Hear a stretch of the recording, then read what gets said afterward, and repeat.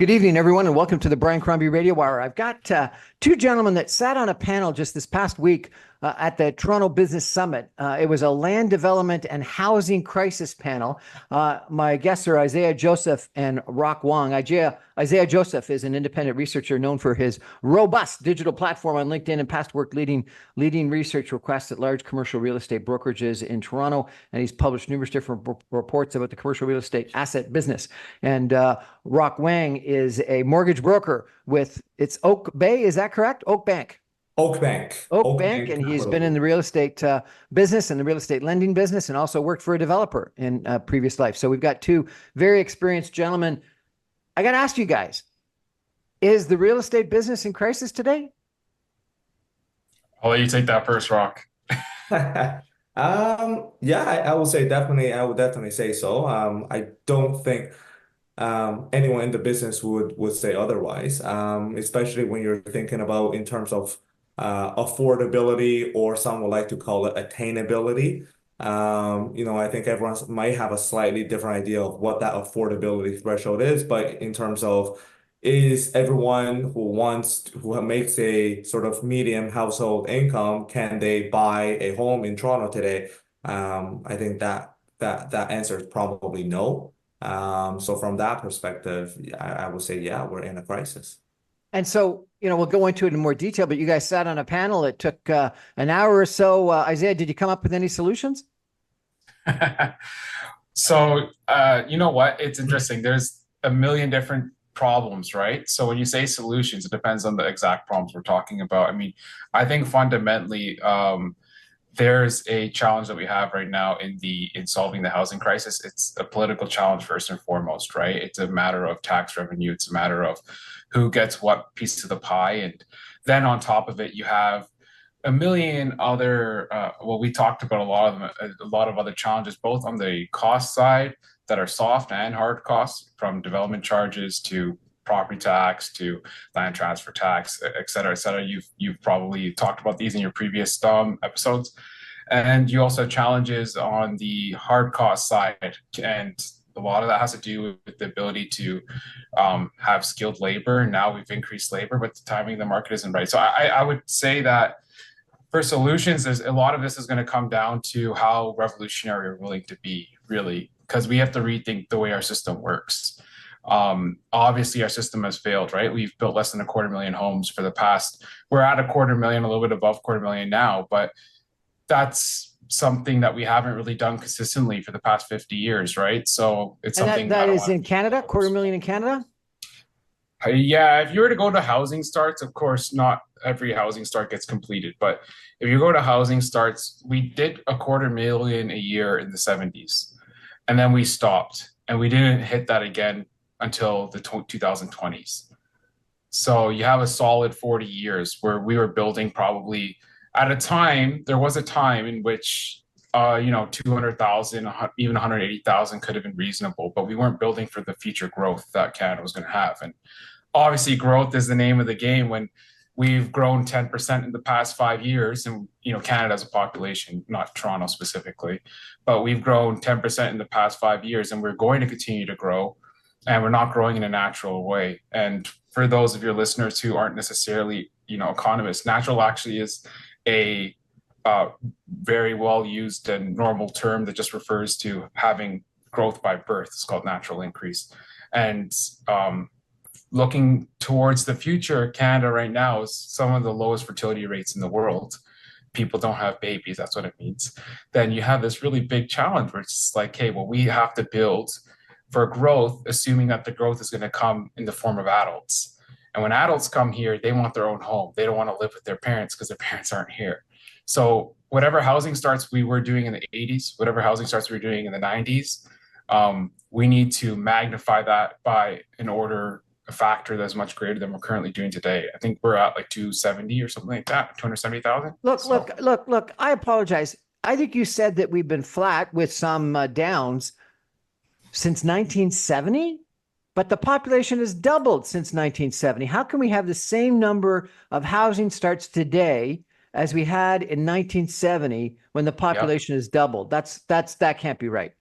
It's unbelievable. But yeah, it's right. I have the numbers right here. So let's pick a year. All right. Let's do 1977, 258,000 starts. Let's pick right now in 241,000 as of June. What's gone wrong, Rock? What have we done? Like we've got people that want to build, we got people that want to buy. Why can't we produce housing and the Canadian dream for our population? I think there are a number of factors here. I think a lot of us, I think some of the guests that's been on your show before as well, Brian, has alluded to the same thing. Government charges, various government fees have been a major hurdle. And to be fair, I want to make it clear that's not the only reason. There's, inflationary factors as well, from hard costs, lack of skilled laborers. But I would say, various government fees definitely played a major factor. I mean, if you look at a pro forma today, depending on the size of the condo and where it is, but various government fees can range anywhere from 20 to 30% of the total capital stack. And a lot of times, I mean, just to give you an idea, a typical condo builder today, if they're doing well, they're making maybe 15% return on the pro forma, whereas the total government fees and taxes will probably make up anywhere from 20 to 30, closer to that 30% mark than the 20% mark. So government makes more from housing than the developers do. 100%. Yes. Twice as much, 15 versus Yes. 30%. Yes. I will argue 15% of developers doing fairly well.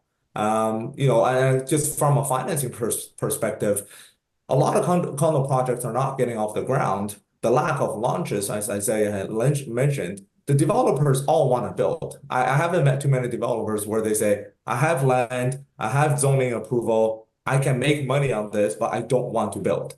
I haven't met anyone like that.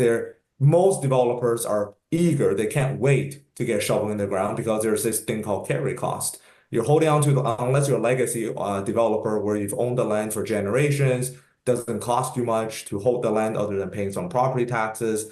Most developers coming in today, merchant builders, they're buying land at market value and they spend money on rezoning, various soft costs and stuff, and they're paying today's interest rate to carry the land. So they're eager to build.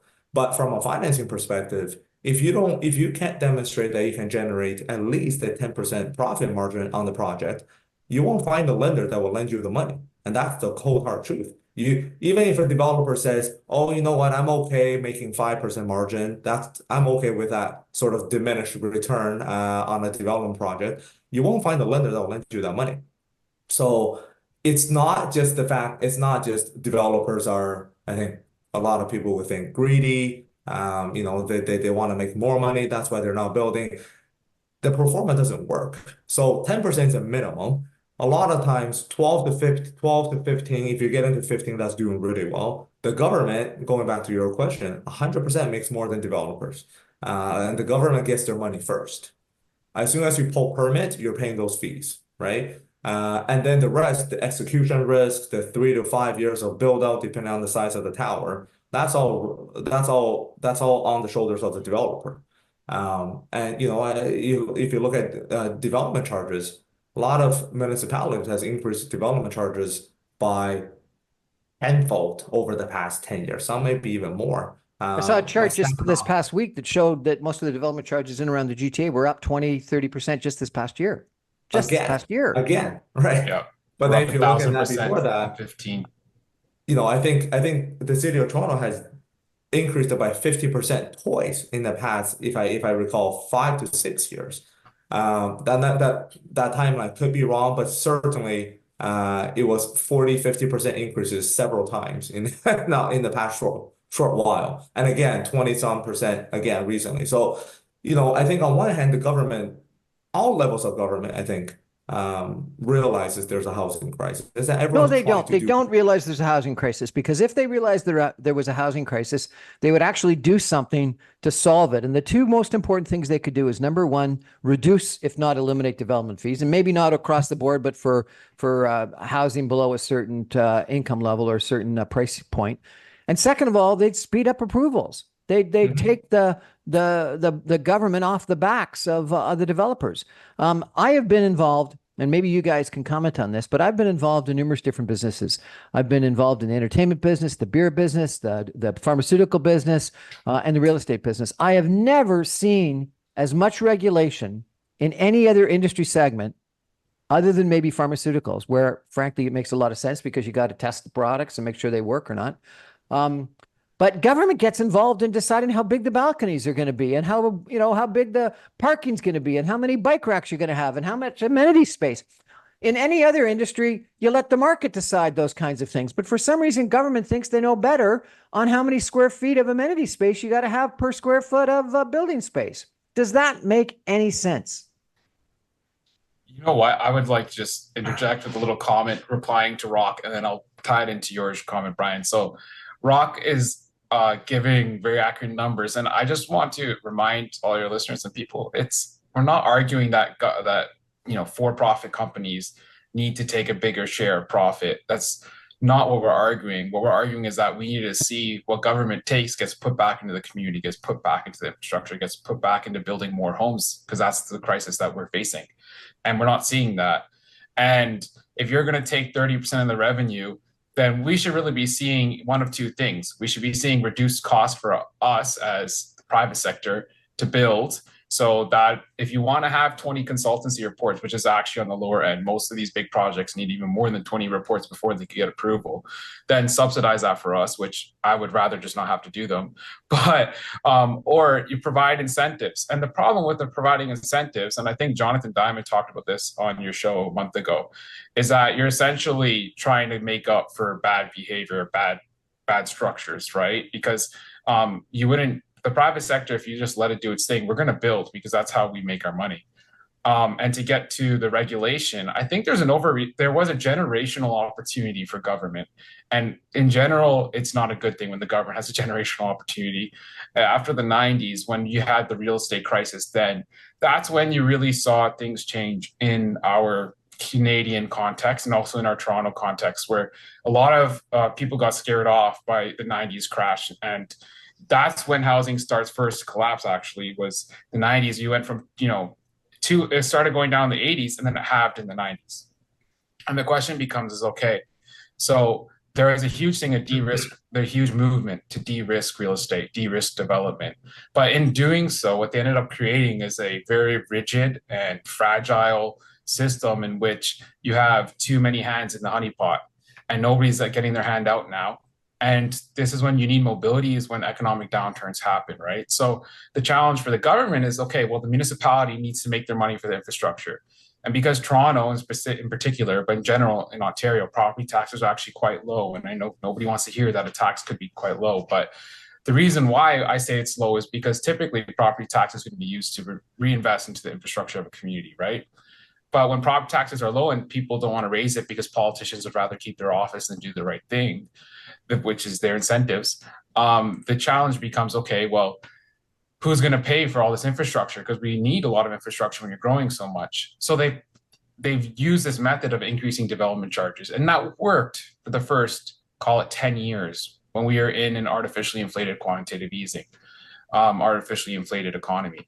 But it doesn't work today because the economy is not inflated. In fact, it's the opposite, and interest rates have really showed that. So now the system that's been built up for the past 10 years, where you have municipalities relying on the select number of new home buyers to fund the infrastructure of all citizenry, there's a mismatch in the capital supply and then the use of these utilities and resources. So I think that a lot of municipalities have their hands tied also because the federal government's taxing as well, but the federal government's not necessarily reinvesting in the local communities at the same level. So there needs to be a realignment of taxing between the municipalities, the province, and the federal government, and essentially you need to bring that tax back in line to the revenue, or in this case, the revenue would be money put back into the infrastructure. So it's not so simple. I think it is reasonably simple. I think that your final comment is very very accurate. We got to reduce the taxes, and the development charges are the most regressive tax that we have in our society today. And I think you're right that the politicians don't want to put the infrastructure cost on the property tax base. And so therefore, so they can get reelected. So they keep property taxes artificially low, particularly in the city of Toronto, where property taxes on a mill rate basis are about 50% of what they are in the 905. And then what they do is they jack up the development charges, and they've been able to do that, as you've said, because of this good market, incredible market that we've had, which is probably unparalleled in history for development of condominiums and things like that in the city of Toronto. And they jacked it up, as Rock said, by tenfold over the course of the last decade or 15 years. And when you think about it, what they're doing is they're jacking up those taxes on people that don't live here yet, on people that are moving in, on students that are starting their life here, on young people that are buying their first home or their first condo, on renters that want to move into the home ownership sector. It is the most regressive tax that we have in our whole society. It is paid for by the most vulnerable, or maybe not the most vulnerable, but almost the most vulnerable: the young, the renters, the students, the newcomers, the immigrants, the people that aren't here yet because they don't have a vote yet. And I think it's wrong. And I think what they're going to do is they're going to price themselves out of the market. And I think that's what they're doing right now, is they're jacking up those development fees so high that developers aren't building. And it's that old story that you had in business: when you jack up things too much, the price is too high, the demand goes down, and that's what's happening. Demand is going down dramatically, and you're not going to make as much revenue. So I don't think, my bet is they don't make as much money from development fees this year as they have in past years, because they've increased the percentage. Anyway, we got to take a break for some messages. We're going to be back in 2 minutes with Rock Wang and Isaiah Joseph talking about land development and the housing crisis and the Toronto Business Summit that happened a week ago. These two gentlemen were on the panel, and what was said and what was concluded. Stay with us, everyone. Back in 2 minutes.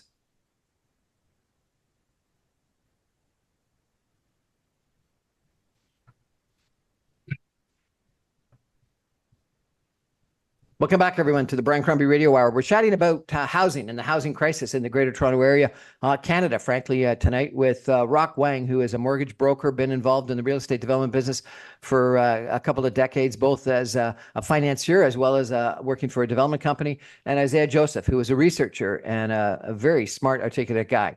Isaiah, how'd you get involved in the real estate business?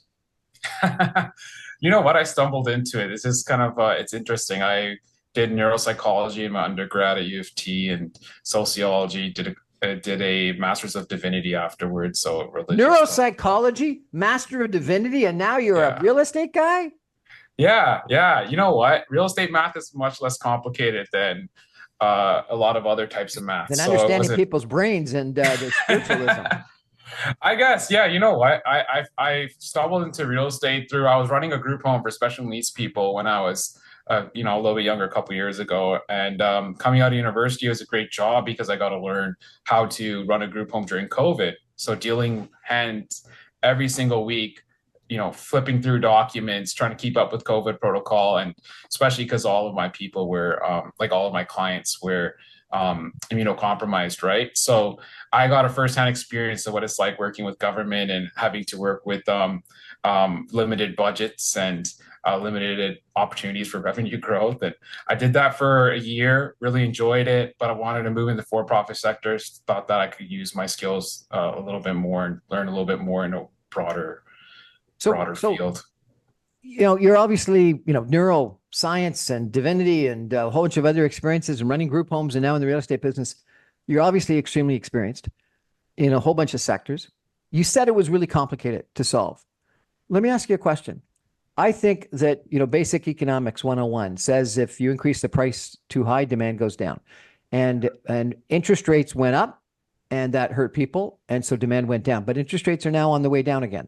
With all the supply chain problems we had during COVID-19, a lot of construction material prices went up and or weren't even available. And that increased construction costs. And so therefore, by definition, pricing went up, demand went down. Development fees have gone up tenfold. And it is, as you've well pointed out, and as Rock said, 30% of the cost of building something versus the 15% that's profit. So it is a significant cost and a significantly increased cost. Why isn't it simple? The charges have got You to go know down. what? Why, That's a why isn't really it just good simple? The question. charges have just got to go down. I'm really glad you asked that, because I have the same approach to you in terms of my professional undertaking, because I work with the law developers on research consulting. But the challenge that I think we have is actually a human challenge, it's a political challenge. So just to give you a quick response to my summit from a lot of people who are attending the Toronto Business Summit, and these are people who are there on a Saturday at University of Toronto. They're very keen. Typically, they work in the field or they work in a related field. They understand numbers. And it was interesting how many people came to me and said, hey, you know what? I thought the reason for this crisis was corporate greed, because these guys, these developers are sitting on their land and they want too much money, and boom. And that's actually why I think it's as complicated. It's because politicians are going to have to re-educate Canadians on what they've essentially trained us to think. And not to get too political, but Jagmeet Singh, he's been very outspoken in how the reason for rising rent is corporate greed, and that we need to slam down on these guys through rent control laws and through various means of price controls. Those don't work. But the challenge, actually, I think, in terms of fixing the housing crisis in a practical sense is very simple. But you have to get it by Canadians first. And I think re-educating Canadians is not going to be as simple as we would like. $30, I think the average in the last property tax increase that caused a lot of storm and chaos, I think the average monthly increase was $30 a month. I'm shocked how much chaos that caused for people, because we should be able to handle an extra $30 a month. It's 2 beers less at Jack Astor's. So the challenge becomes, okay, we can solve this crisis, but Canadians need to be re-educated so they accept this sort of burden and responsibility for the next couple of years to demand less of the government, because the government needs to spend less, right? The capital has to come from somewhere. Maybe Rock, I'm curious as your thoughts onto this. I was talking to a friend of mine who's at capital formation at a large private wealth group, and they were saying they're not sure that there's enough capital to build the 3.5 to 5.5 million homes that we need by 2030, according to CMHC, within Canada. Where is this capital going to come from? Does it have to come from government? Because everything that we're talking about requires a lot of money as well. Yeah, I mean, I would just add to that in terms of education. I think certainly the broader education of everybody, all Canadians, but I think also politicians. In a personal experience, we're negotiating on the rezoning of a site. We're sitting with quite senior level of staff at a city. It was a sort of cheeky way. They said, well, you developers make good money, don't give us a hard time. So I simply asked the question, what do you think the margin is? And I got two numbers. It was two individuals. One said 25%, one said 30%. That's what they thought was our development profit. I said, that's how much the government collectively is getting. The developer is anywhere from 12 to 15%, 15 if you're doing well. And at first they didn't believe me. And I said, look, you can go do the research. That's true. And that just goes to tell you, and these individuals have approval authorities on zoning. So I think it's overall just a lack of general understanding. I don't blame them. If you never worked for a developer, why would you know what that pro forma looks like? Or if you never worked for a financier or a banker. So, but I think that just goes to say the bigger problem is there's a lack of understanding of how much a developer actually makes. I think maybe back in the days when deals were done on the back of a napkin, perhaps, developers were making really good money.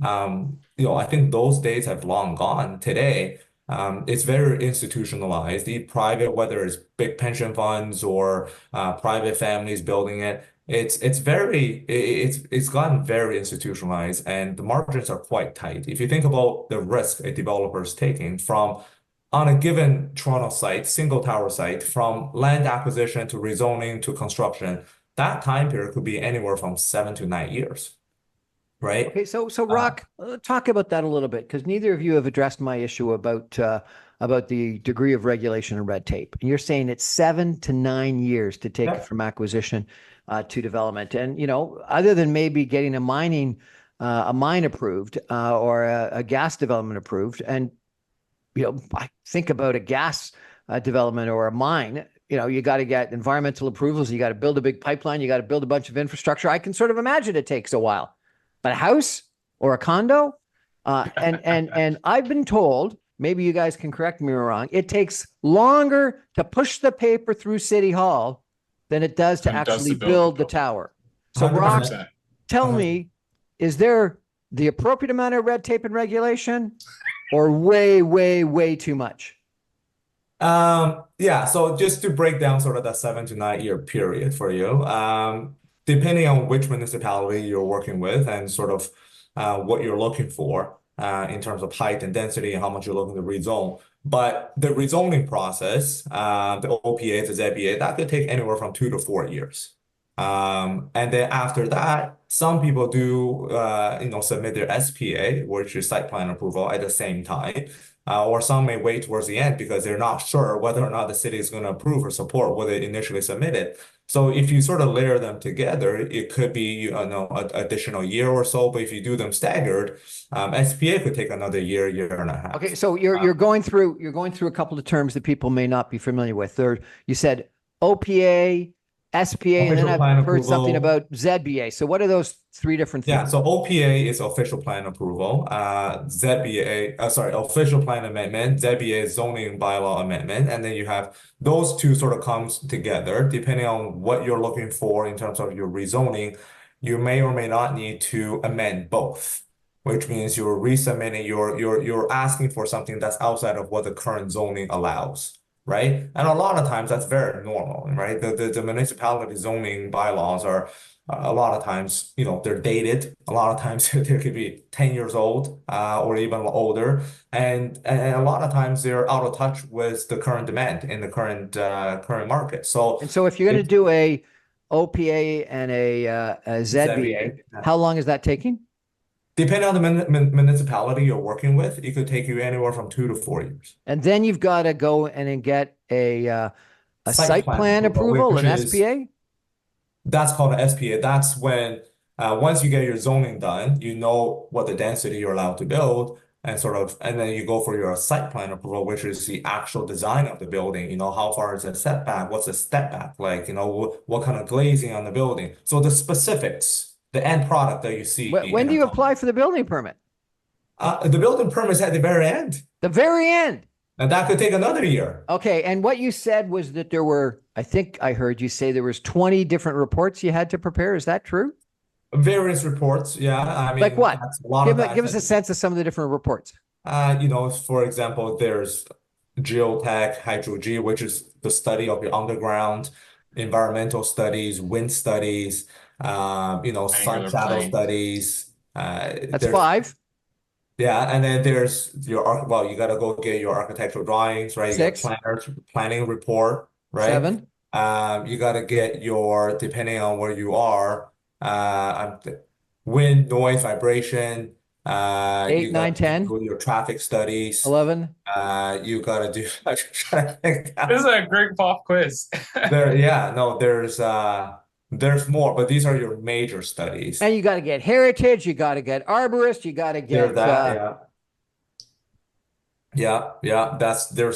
Heritage may or may not come into effect. So I want to ask you if this is true. I spoke with a developer who had a meeting with the city to go through a zoning application, and he said that there were 20 different people on a Zoom call. Each separate entity was a different office within the city. Each one had to make a comment, and it went on for like an hour. And at the end of it, he was no further ahead. Yep. Yeah. Quite typical. Quite typical. Yeah. And then what the developer said is, the problem is they've created this situation that's so oppositional between the city and the developers that the vast majority of developers appealed to the OMB, or the OLT, I think it's now called, the Ontario Land Tribunal. It used to be the Ontario Municipal Board. And then it becomes a judicial process. So regulatory people have to get, and lawyers have to get involved, and it takes another year and another $1 million. Is that correct? Yeah, sounds about right. Yeah. Yeah. And these are people judging who don't know how to build necessarily, or just don't know how to underwrite these things, right? So it becomes a very bureaucratic disaster, really. Yeah, I think sometimes, look, it may sound weird, but even when I was working for a developer, I think sometimes there's a need for the government to step in and sort of put the regulations on, certain setbacks requirements. You want the cities to look the same, or at least the alignments and whatnot. There's certain things, obviously, like, the ratios of indoor, outdoor amenity spaces, parking ratio, stuff like that. Yeah, that should be market driven. But there are certain things that you do need the government. I mean, I think in any market, any Rock, business. let me challenge you. You're a smart guy. Let me challenge you. So, I knew a development where 3 years ago, the city said you needed to have a minimum of 2 parking spots per unit. Now, 2 years later, politics have changed, and the city's now saying you can't have more than 0.5 parking stall per unit. So within maybe 2.5, 3 years, the city's attitude has changed from wanting more parking and demanding that the developer make more parking to, oh no, we don't want the parking. We want everyone to ride bikes and take transit. Is that the kind of long-term zoning that we need? I read Jane Jacobs, Life and Death of Great American Cities. I think it was written when she was living in Canada, actually. And she said that zoning doesn't help, that the best cities are the ones that grow up organically. Do we really need regulators, planners to tell us how much bike spaces we need, how much amenity spaces we need, the setback? Why? I heard a person criticize, saying one of the reasons why we don't have the kind of missing middle housing that we need is because they've demanded that the streets are too wide so that fire trucks can do a 3-point turn, and the setbacks are longer than everyone want. And then Disney actually creates this thing called Celebration after a lot of study in Florida that said that they were going to half the setbacks because people with the current setbacks couldn't have conversations between the porches and the sidewalks. And they make better communities like the pre-war communities in the beaches in Port Credit and Blurris Village if they half the setbacks so that people's porches are closest to the streets. So I got to ask you, in your experience, are these regulations and zoning and planning processes actually helpful, or they actually don't make any sense and are harmful? Very difficult question to answer. I think I'll answer it like this. I think some of them are helpful. Perhaps they may not need to be all policies. Perhaps they should be guidelines that people should use sound judgment. Because I don't think every projects are exactly the same. But unfortunately, what's happening today is a lot of people, planners and staff at the city, some of them has a mentality of us versus you. Us, the city versus the developers. And I don't think that's the right approach. It should be working in collaboration. Does your project, what you're asking for, make sense here? And if it does, okay. If it doesn't, what are some sort of the key aspect that the city must care for? Like, for example, the fire truck 3-point turn. That's a very technical thing, and that's the part of the fire code, the requirement. So that's something perhaps that it needs the understanding and the planning to be evolved at earlier on, to talk to the fire chief, and in terms of what's the size of the fire trucks that you guys use over here, what's the turning radius. Those are some of the things I would say most people don't think about. The first time I dealt with it, then I the had no bike idea. people and the safety people get involved, and they get and say that the streets are too wide, and so people speed, and so therefore we need to do calming, and we're going to put in bumps, we're going to put in bike paths, and we're going to do a whole bunch of other things, because when you've got wide streets, people driving feel safer and they drive faster, and then we have more deaths. Like it's a compounding problem. So I got to ask you,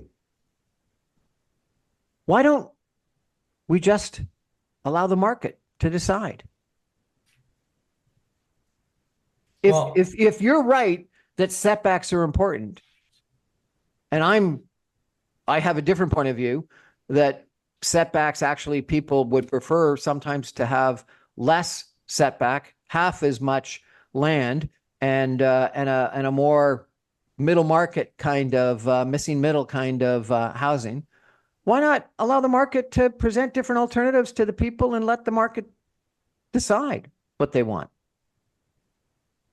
I think, I'll answer it like this. I think there will always be developers, the one-offs, that may let perhaps either poor judgment or perhaps greed take over and sort of make decisions. And and that may not be the best decision for the city, for the block, for the neighborhood. And I think so I think as I agree with letting the market decide and letting the people decide if we're assuming everyone can make that sound judgment. But unfortunately, I think, you know, we're 7 people on Earth. We got 40 million people in Canada. We can't count on everyone making the sound judgment all Okay, the okay, time. I agree, but think about my pharmaceutical example. In the pharmaceutical business, what you have to do is you have to prove that it works. You have to do double-blind placebo studies and prove that it works. But the government doesn't come in and say what color it's got to be. They don't say how many pills you have to have in one package. They don't come in and what they do is they say you've got to prove that it works, and we'll test it. When you think about food, you got to prove that it's safe. But they don't tell you that it's got to be made out of tomatoes and green peppers. They allow you to decide what the recipe is. There is more influence and regulatory input in the real estate business on the intricacies of the product development process, I think, than in any other business segment, in any other industry I've been involved with. That's in the SBA stage, more specifically that you were talking Yeah, about. I think In that stage, I think yes, the municipalities perhaps should not tell you what kind of glazing you should have, what percentage of your exterior should be windows versus not, and that I 100% agree. That's more on the aesthetics of the building and sort of and the parking ratio as well. That totally should be market driven.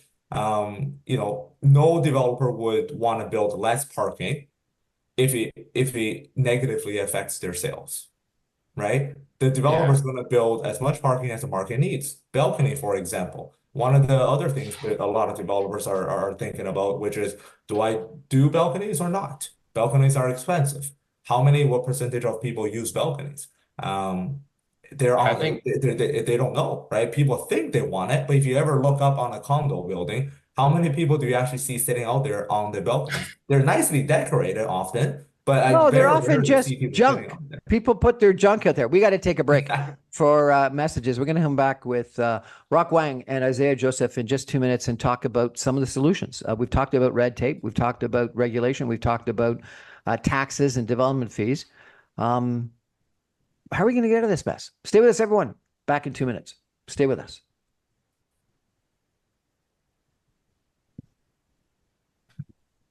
Welcome back, everyone, to the Brian Crombie Radio Hour. I'm having a really fun conversation tonight with Isaiah Joseph and Rock Wang, who were on a Toronto Business Summit panel about the land development and housing crisis that we've got going on in Ontario and the Greater Toronto Area, and frankly, Canada right now. Isaiah told us a little bit about his background in the last segment. Why don't you tell us a little bit about your background, if you could? How'd you get involved in the real estate business? Yeah, I came out of school, had an accounting background and started my career at CMHC.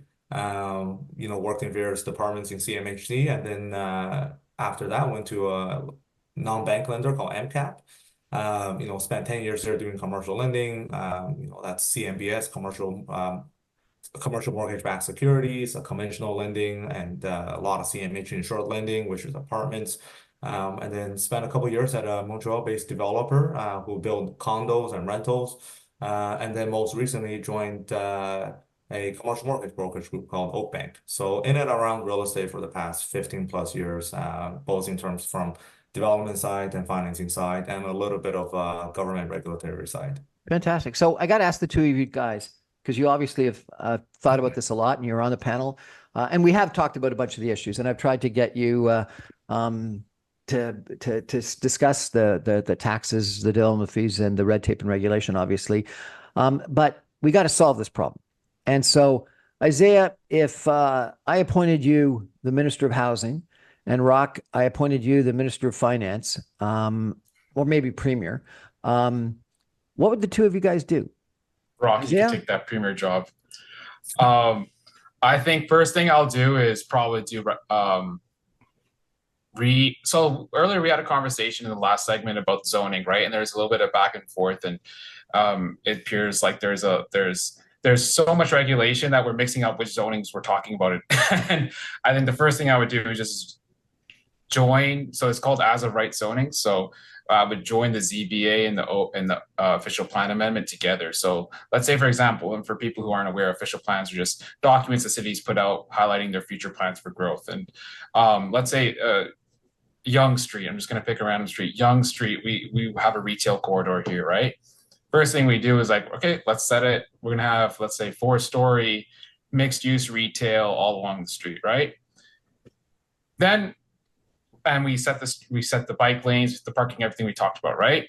And then when I'm a developer and I come and build, I should just be able to have skip the ZBA and just go straight to my site plan approval as long as I'm within those original municipally accepted bylaws. So, I agree with you completely. It takes a couple years right there.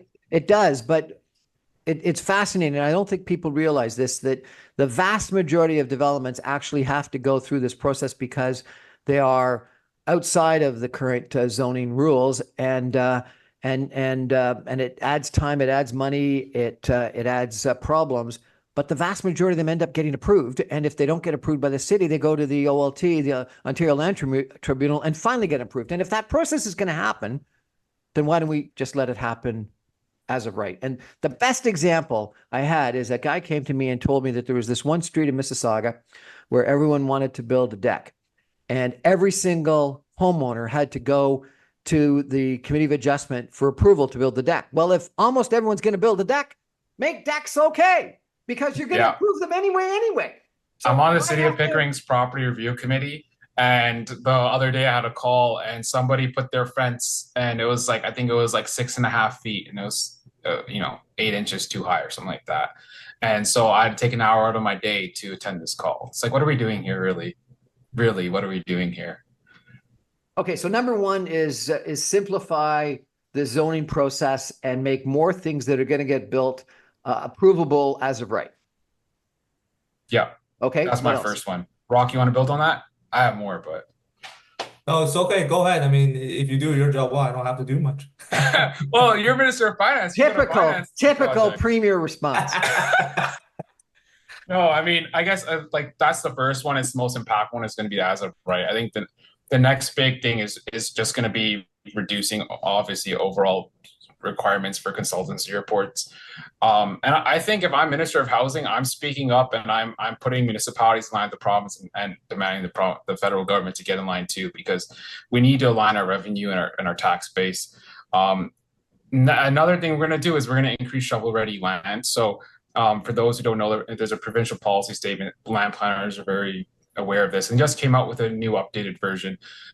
As of last year, it's a little bit dated, we're producing a lot of land that's shovel ready, which means it's ready to be built on for high-rise residential. That's condos, that's apartments, right? But we're not building a lot of ground-related housing. So I believe we need to. I want to say half off the top of my head. I want to say we're producing half the amount of ground-related housing land. So what that means is, like Canada, we have. I almost cussed. We have a lot of land, and we need to put utilities into the ground and electricity and all these different things for that land to get it ready, right? So let me ask you a question on that. So yeah, and you may not want to go this, but let me ask you anyway. So there is this controversy between people that are saying that we should not build Highway 413 because we should be demanding people live in condos and higher density things in Toronto and Mississauga and Oakville and whatnot. And then there's other people saying, no, we should build Highway 413 and open up some of the developable land that we've got. And, for an example, Caledon, which I think right now is 50,000 people, has a plan that they could go to 500,000 people, but you'd need a highway or a GO train or both to allow that to happen. So what's your attitude? Should we force all that new housing to be built in higher density condominiums, townhouses, whatever? Or should we allow greater expansion of the suburban sprawl, if that's what you want to negatively call it, or beautiful house, single family housing, if you want to positively call it, in around the Greater Toronto Area? I think it's really simple. So like in very high demand areas like Toronto, for example, you've already seen the land get taken up. 97% of all the projects getting done today are all infill sites. So there's no vacant land to build in Toronto. So like you do in central hubs, maybe for example in Mississauga and Square One, for example, you do want to have higher density housing just because you have to acknowledge future growth and the scarcity of land, right? Scarcity drives our decisions. But we really need to open up our land. Yeah, I agree. We need to build the highway and we need to have more ground related housing, because what happens is the market, regardless of what the city planners want, the market is always going to prefer ground related housing. That's townhomes, that's detached housing. The market is going to choose that because people want to have a backyard. They want to be able to touch grass in their household. And that's just how it goes. So if you want to give Canadians what they're asking for, you really need to open up the resources that we have. And we are one of the most resource abundant countries in the world. I don't understand why we're not using our resources. I agree. Rock, you're the Minister of Finance or Premier. What are you going to do, buddy? Well, I think, going back to what we talked about a lot, which is government charges. Now, staying within my control, I think you will have to look at to reduce the government charges, various levels of fees from the government, whether especially starting at the federal level. And I think the federal government needs to take on a stronger role in terms of providing or subsidizing affordable housing. I think putting that onto the private developers right now, as I mentioned before, the pro forma barely worked as is with market units. Now you're forcing, for example, in Toronto, as of right zoning, that you're adding further pressure on the pro forma.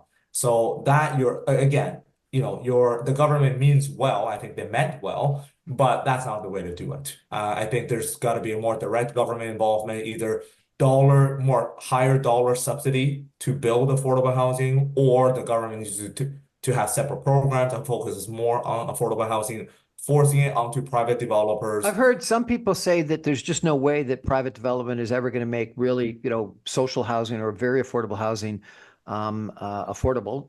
And so the government's got to get involved in providing free land. What do you think about that, Rock? Sure. Yeah, the government's sitting on a lot of land, but a lot of times, it's interesting you said free land. I've seen many performances where even if the land is free, it's not buildable. Really? The land is a small component of the pro forma, right? Depending on how the density of the project, where it is in the city, the land value could be anywhere from 5 to 10% of the total pro forma. So in some instances, the land itself could be free. I still can't build it profitably. So getting free land is a good start, but I think it's a combination of that. And it's not always a solution. Sometimes sometimes it helps greatly, but it's not the only solution. So I think free land, JVs with private developers, reduction in various government fees, and I think just generally, and taking more of a direct approach on providing affordable social housing. I'm not sure if social housing is the way to do it, affordable housing. The government needs to take on a more direct role rather than pushing it into the hands of private developers, because to be fair, that's what they're here to do. Do less to mid-market and upper market housing and do more for social housing, right? Because government really should be focused on the lower end tier of earners, which is going to be 15% of your population at any given moment at least. You guys are great. Really appreciate you joining us. That panel must have been fascinating with the two of you gentlemen on it. I really appreciate it. Let's check in again in a month or two and see if governments have improved anything and taken any of your advice. Really appreciate you joining us. Thank you, Brian. Thanks, Brian. We're going to take a break and come back in 2 minutes, and I'm going to give you my 2 cents. Not that I haven't given you a few cents already, but I'm going to give you my 2 cents on how I think we should solve this housing crisis, because I think it really is. Maybe after climate change, the biggest crisis we've got in Canada today, and I think climate change is a far more long-term one. This is a short-term one, and I really fear that our current situation is robbing young people and, frankly, new people that we're trying to recruit and attract to come to Canada of an opportunity to have a house to live in, and for sure, home ownership. And I think that's wrong. And I think it's a tragedy. And I think we've got to make some changes, and we've got to have some politicians and some planners and some developers that step up to the plate and make these changes right away. Otherwise, I think we're going to have a real problem. And it's very serious. Stay with us, everyone. Back in 2 minutes.